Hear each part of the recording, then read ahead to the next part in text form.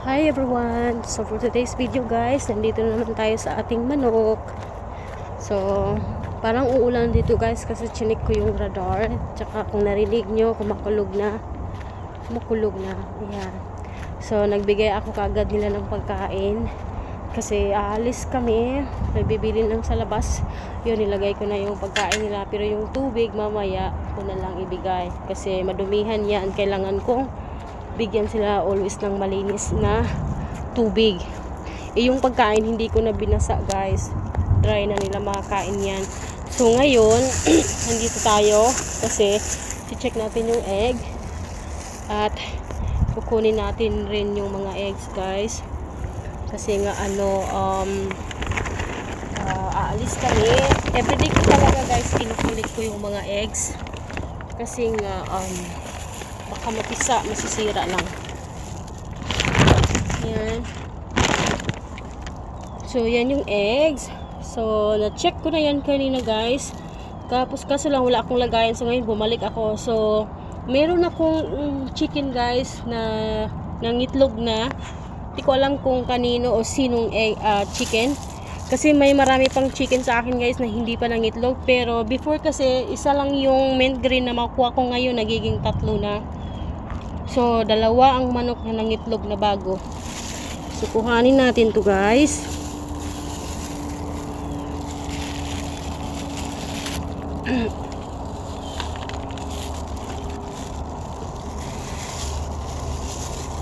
Yan, hindi ko alam ilang mga itlog to. So, hindi ko alam kung, hindi ko pa mabilang-bilang ng mais kung ilan ba talaga lahat ng babae ko.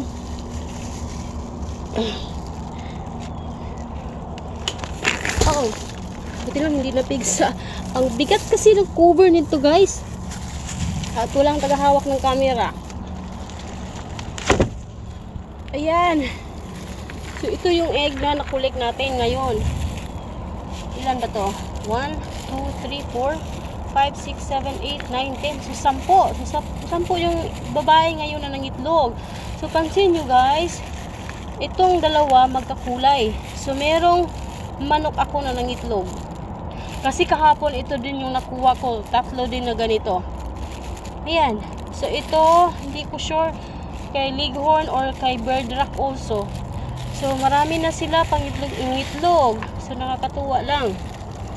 So dadalhin ko to guys sa loob kasi nga mag-start akong magbenta na ng eggs. Dahil nag-start na din ako nag-incubate ng eggs. Aabutin nyo ng mga 4 weeks bago alam nyo na yun, mag-hatch. So, kailangan ibenta ko muna yung mga eggs na natira para hindi masayang. Mura lang naman. Pero ito guys, talagang organic. Ay, hindi ko sure. Organic ba? Free range yung manok ko eh. Tapos, di ba sabi nila pag organic daw, walang nakain na antibiotic yung manok mo? So, walang mga antibiotic yung mga manok ko eh. So, meaning, organic eggs to. Diba? Ewan. So, comment below na lang guys. Sino ba yung may nakakaalam? Pero kumakain sila ng pagkain na galing sa sa farm. Siyempre, kasi hindi naman yun, pwede yun eh na wala silang kain, diba? Ayan. So, masama ang panahon dito ngayon. Tapos, ayan, yung ibang manok ko pa guys, nandyan. Hindi pa yan nangitlog sila guys. Ayan Yan. Yan, yung mga babae na yan. So, gustong-gusto nila yung spot na yan dyan. Siguro malamig. Hindi pa yan nangitlog sila. Lahat. Yan. Yung Brahma na yan. At saka Wyandats. Pero alam ko brown eggs yan sila eh. So, yan lang po for today. Tignan nyo yung halaman ko. Halaman ko, yung plants.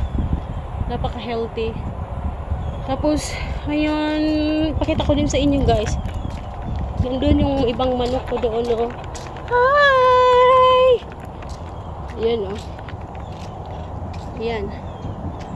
Tapos yung iba naman nandoon. So, hanggang saan yan sila makarating, guys? Ayan. Kasi nga, free range chicken nga sila. So, nakakatuwa. Pero yung malalaking rooster ko ngayon, 2 lang. Kasi yung 2 guys bininta ko. Kaya ayun, hindi pwedeng hindi sila ibenta guys kasi nga kawawa yung mga babae. Kasi ang sabi nga nila, dapat sa 12 na manok, dapat isang rooster lang daw para hindi daw ganun ka yung mga babae.